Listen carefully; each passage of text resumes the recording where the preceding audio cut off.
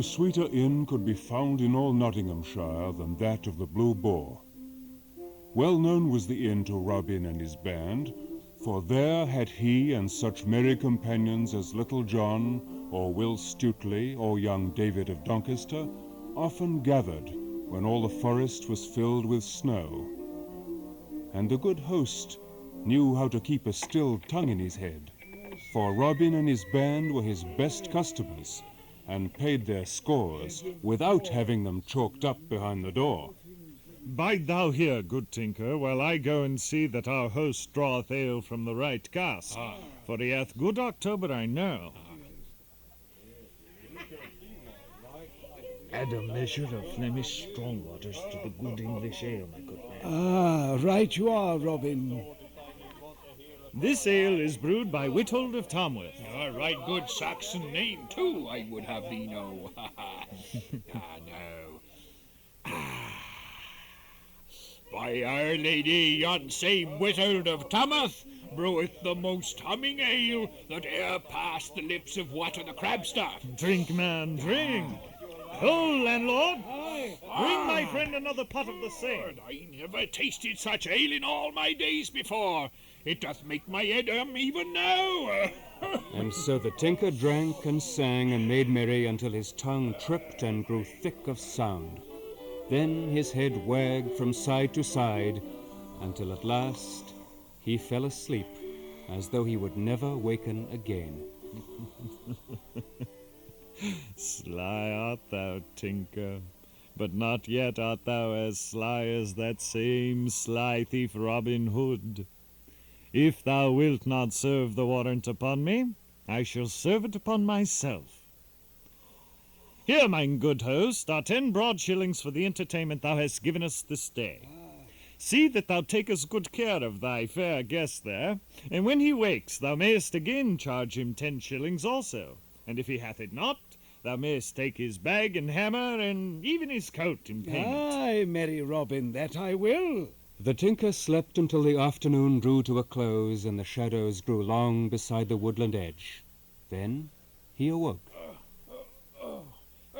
Landlord? Yes, sir. Whither hath that knave gone that was with me but now? What knave meaneth your worship? A right stout yeoman I saw with your worship, but I thought that your worship knew him. Now how should I that ne'er have squealed in your sty know all the swine therein? Who was he then, if thou knowst him so well? He it is whom men hereabouts do call Robin Hood. What? Thou didst see me come into thine inn, I a staunch, honest craftsman, and never told me who my company was, well knowing thine own self who he was?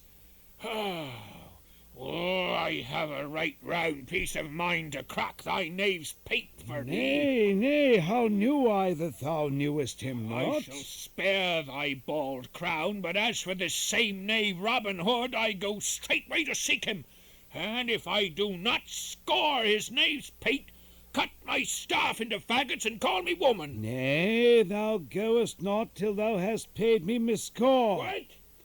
Didn't he pay thee? Not so much as 1 farthing, and 10 good shillings worth of ale have ye drunk this day.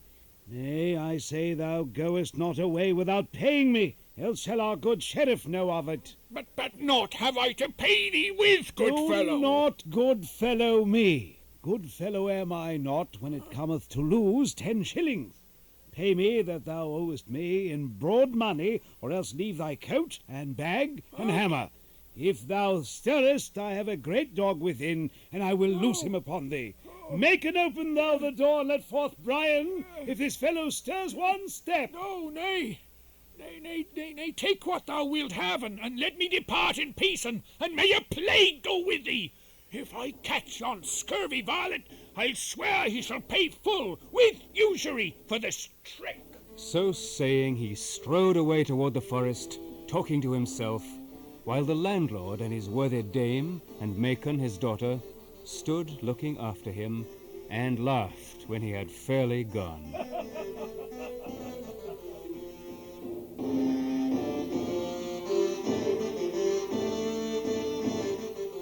Now the Sheriff of Nottingham was very wroth, both because of his failure to take Jolly Robin and because people laughed at him, for thinking to serve a warrant upon such a one as the bold outlaw. Therefore the sheriff did set out for London town to tell King Henry of this varlet, but the king sent him away again, for he did not wish to be troubled further, but told the sheriff to look to his own plans, or ill should befall him, as well as all the thieving knaves in Nottinghamshire. Aha! I have it now. If I cannot take this saucy knave within the green wood, I shall persuade him nigh to Nottingham town. But he will not leave Sherwood Forest, sire. Not even for a shooting match? Aha!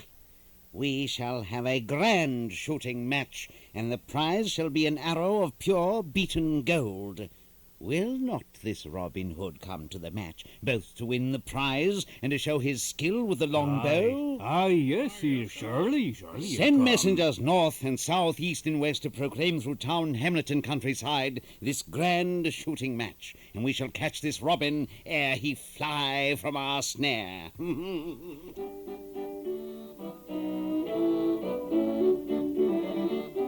When Robin Hood heard this news, he called all his merry men about him. Our friend the Sheriff of Nottingham hath proclaimed a shooting match, and the prize is to be a bright golden arrow. Now I fain would have one of us win it, both because of the fairness of the prize, and because our sweet friend the Sheriff hath offered it. This same knavish sheriff hath but laid a trap for thee in this shooting match, and wishes nothing so much as to see thee there.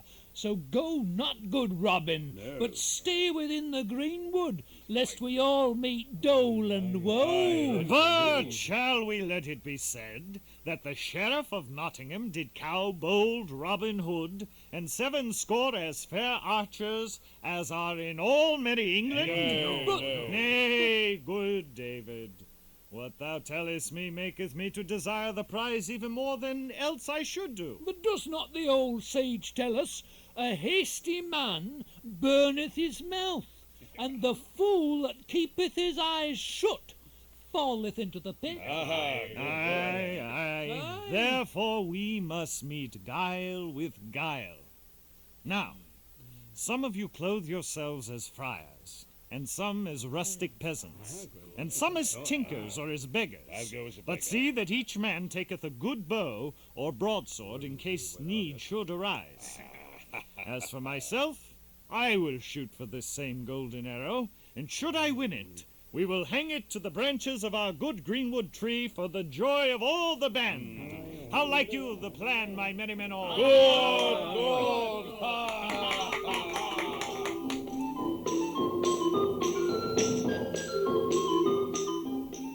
A fair sight was Nottingham town on the day of the shooting match, and never was such a company of yeomen gathered together, for the very best archers of merry England had come.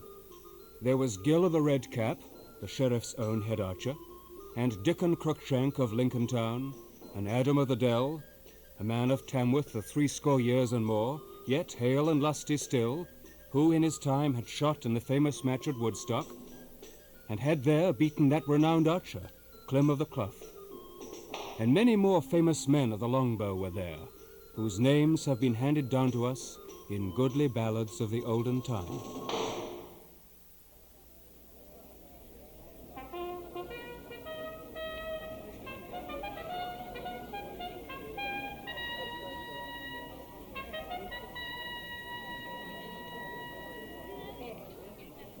Shoot each man from yon mark, which is 70 yards and 10 from the target. 1 arrow shooteth each man first, and from all the archers shall the 10 that shooteth the fairest shafts be chosen for to shoot again. 2 arrows shooteth each man of these 10, then shall the 3 that shoot the fairest shafts be chosen for to shoot again. 3 arrows shooteth each man of those 3, and to him that shooteth the fairest shafts shall the prize be given. I do not see that knave Robin Hood among the archers. Nor do I, sire, for there is no one clad in Lincoln green. Nevertheless, he may still be there. Let us see when but 10 men shoot, for I know he will be among the 10, or I know him not. And now the archers shot, each man in turn, and the good folk never saw such archery as was done that day.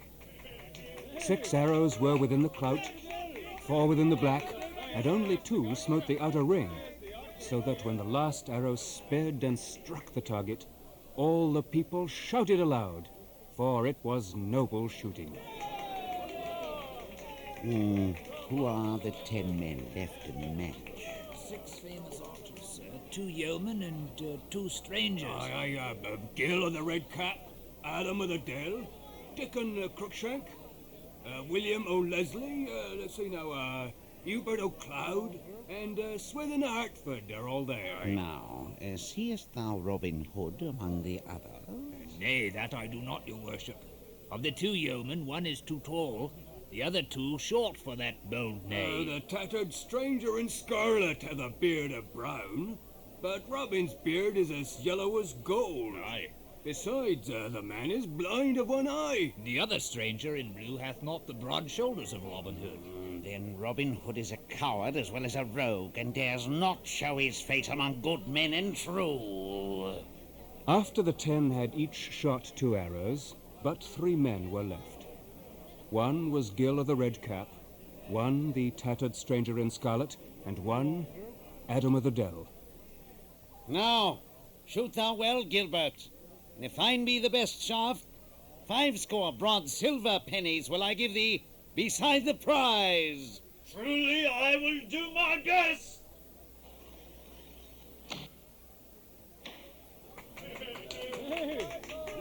Now, by my faith, that is a shrewd shot. A finger's breadth from the center. So now it is the tattered stranger's turn. This patchwork archer has been lucky too long.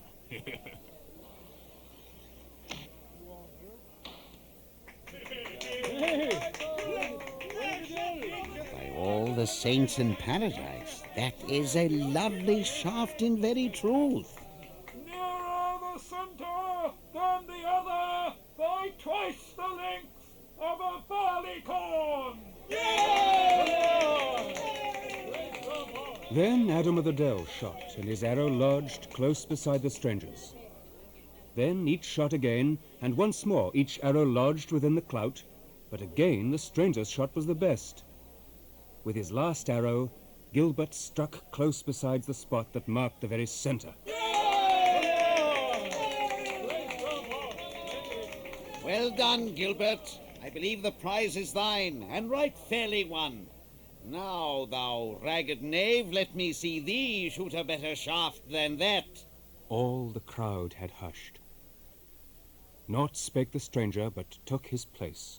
Then he drew his trusty yew bow, holding it drawn but a moment, then loosed the string.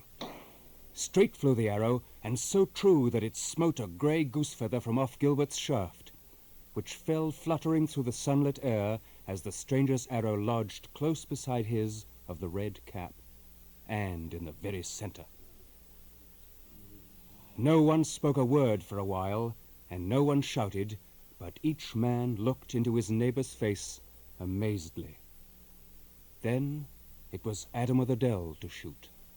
Nay, 20 years and more have I shot shaft, and maybe not all times bad, but I shoot no more this day. No man can match with yon stranger, whosoe'er he may be. Here, good fellow, take thou the prize, and well and fairly hast thou won it, I trow. What may thy name be, and whence comest thou? Men do call me Jock of Teviotdale, and thence am I come. Then by Our Lady Jock, thou art the fairest archer that ever mine eyes beheld. I trow thou drawest better bow than that same coward knave Robin Hood, that dared not show his face here this day. Say, good fellow, wilt thou join my service? Nay, that will I not. I will be mine own, and no man in all merry England shall be my master. Then get thee gone, and the plague seize thee. And by my faith, I have a good part of a mind to have thee beaten for thine insolence. That same day, in the depths of Sherwood, the tattered stranger in scarlet stripped away his rags and showed himself, all clothed in fair Lincoln green. Easy come these things away, but walnut stain cometh not so speedily from yellow hair. It was Robin Hood himself that had won the prize from the sheriff's very hands. And to let the sheriff know who it was that won the golden arrow, Robin Hood sent Little John and Will Stutely to the sheriff's great hall, where they shot an arrow through the window, which fell rattling among the dishes on the banquet table. Around the shaft was a fine scroll, which was brought to the sheriff, who unrolled and read it, while the veins upon his forehead swelled and his cheeks grew ruddy with rage. And this is what he read. Now heaven bless thy grace this day, say all in sweet Sherwood, for thou didst give the prize away to merry Robin Hood.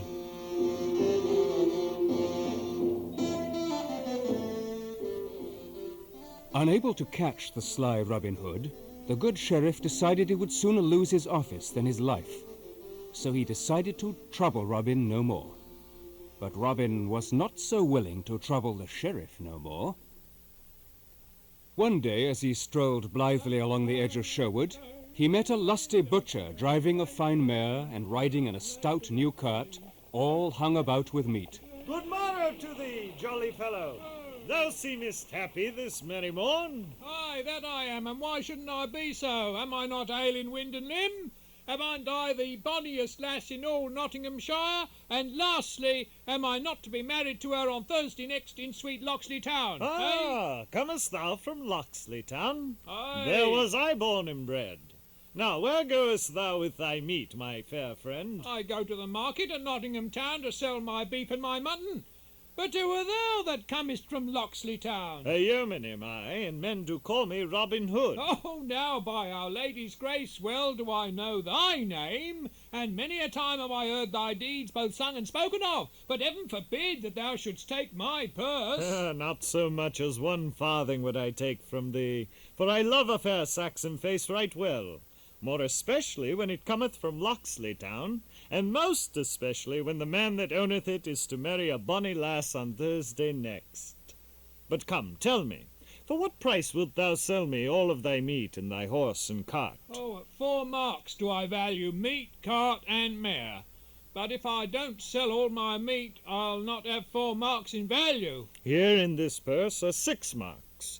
Wilt thou close a bargain with me and take 6 marks for thine outfit? Now may the blessings of all the saints fall on thine honest head. Nay, many do like me and wish me well, but few call me honest. Now get thee gone back to thy lass, and give her a sweet kiss from me. I will. So saying, Robin donned the butcher's apron, climbed into the cart, and drove off through the forest to Nottingham Town. Never had the crowd at the market seen or heard such selling in all Nottingham Town, for Robin gave as much meat for 1 penny as a good wife could buy elsewhere for 3. And when a widow or a poor woman came to him, he gave her flesh for nothing. But when a merry lass came and gave him a kiss, he charged not 1 penny. Thus he sold his meat so fast that no butcher that stood near him could sell anything. And they began to talk among themselves. This must be some thief who's stolen cart, horse, and meat. Nay, when did you ever see a thief who parted with his goods so freely and merrily? This Eh? must be some prodigal who hath sold his father's land and would fain live merrily while the money lasts.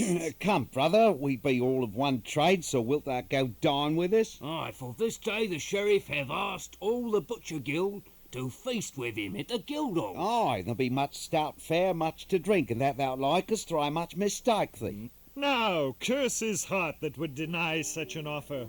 Gladly will I dine with you all, my sweet lads.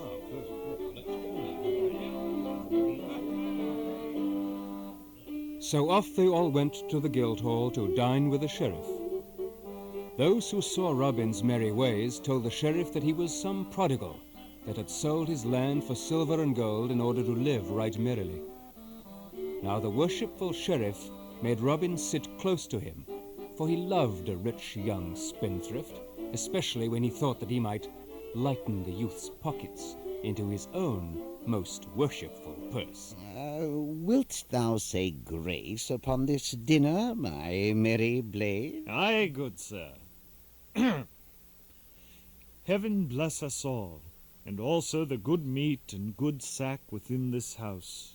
And may all butchers be and remain as honest men as I am. Amen. Thou art a jolly young blade, and I love thee mightily. Yea, I know thou dost love a jolly blade, for didst thou not have jolly Robin Hood at thy shooting match? And didst thou not gladly give him a bright golden arrow for his very own? At this the sheriff looked grave, and all the guild of butchers too, so that none laughed save Robin. Only some winked slyly at each other. Let us, sir, be merry while we may. For man is but dust, and he hath but a span to live here till the worm getteth him. Nay, never look down in the mouth, Sir Sheriff. Who knowest but that thou mayest catch Robin Hood yet, if thou drinkest less good sack, and bringest down the fat about thy paunch, and the dust from out thy brain? Be merry, man.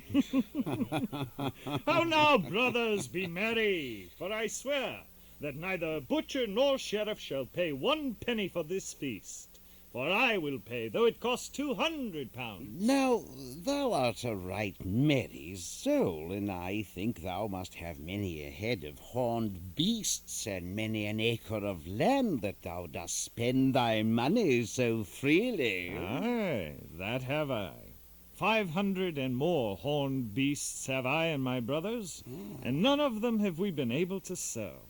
As for my land, I have never asked my steward how many acres I have. If thou canst not sell thy cattle, good youth, it may be I will find a man that will lift them from thy hands.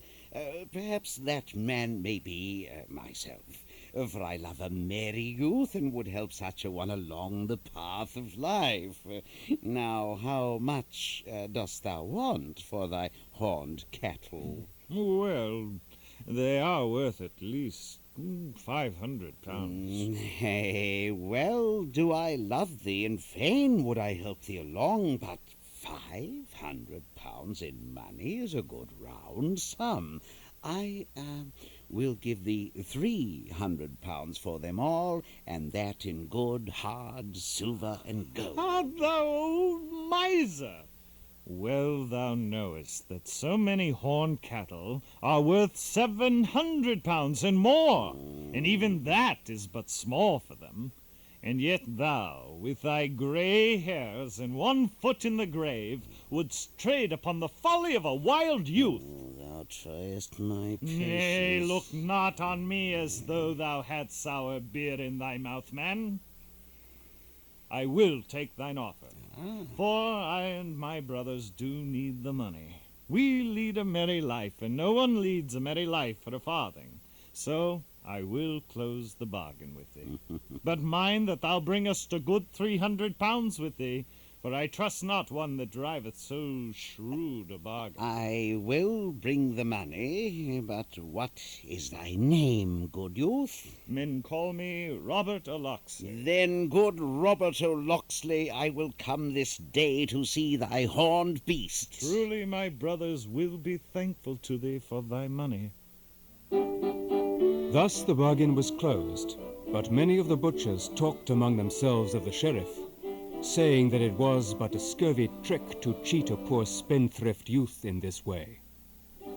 But the two set forth upon their way, the sheriff riding upon his horse, and Robin running beside him.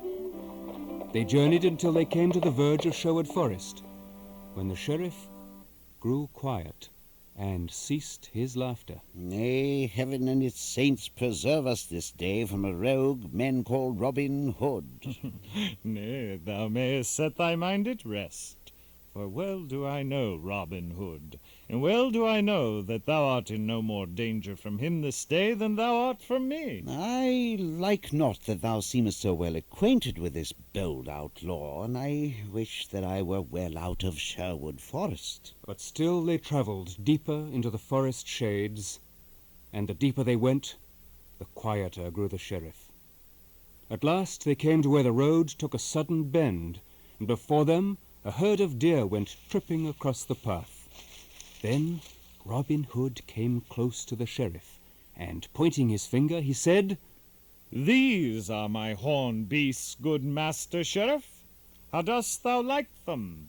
Are they not fat and fair to see? Now, fellow, I would I were well out of this forest, for I like not thy company.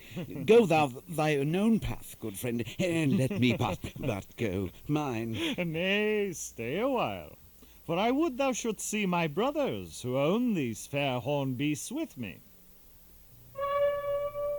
So saying, Robin clapped his bugle to his mouth, and winded 3 merry notes, and presently up the path came leaping 50 good stout yeomen, with Little John at their head.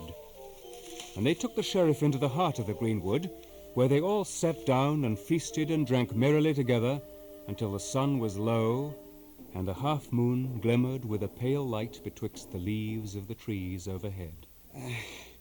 I thank you all, good yeomen, for the merry entertainment ye have given me this day. Right courteously have you used me, showing therein that ye have much respect for our glorious king and his deputy in brave Nottinghamshire. But the shadows grow long, and I must away before darkness comes, lest I lose myself within the forest. If thou must go, worshipful sir, go thou must. But thou hast forgotten one thing. Nay, I forgot not. But I say thou hast forgot something. We keep a merry inn here in the greenwood, but whoever becometh our guest must pay his reckoning. Well, jolly boys, we've had a merry time together today, and even if ye had not asked me, I would have given you a score of pounds for the sweet entertainment I have had. By my faith, Sir Sheriff, I would be ashamed to show my face if I did not reckon the king's deputy at 300 pounds. Is it not so, my merry men all? 300 devils! Think ye that your beggarly feast was worth £3, let alone 300? Nay, speak not so boldly, your worship. I do love thee for the sweet feast thou hast given me this day in merry Nottingham town.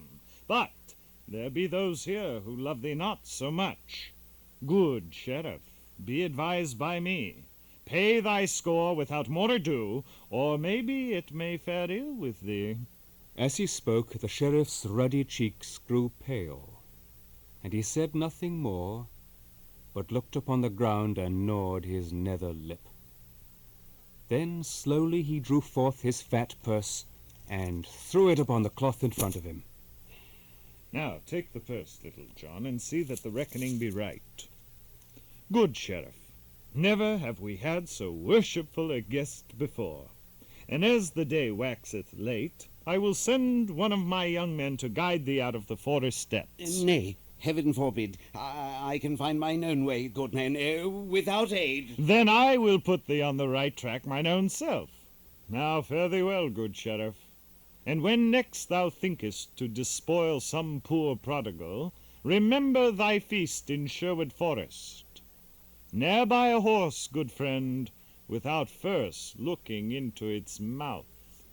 Then Robin clapped his hand to the horse's back, and off went nag and sheriff through the forest glade.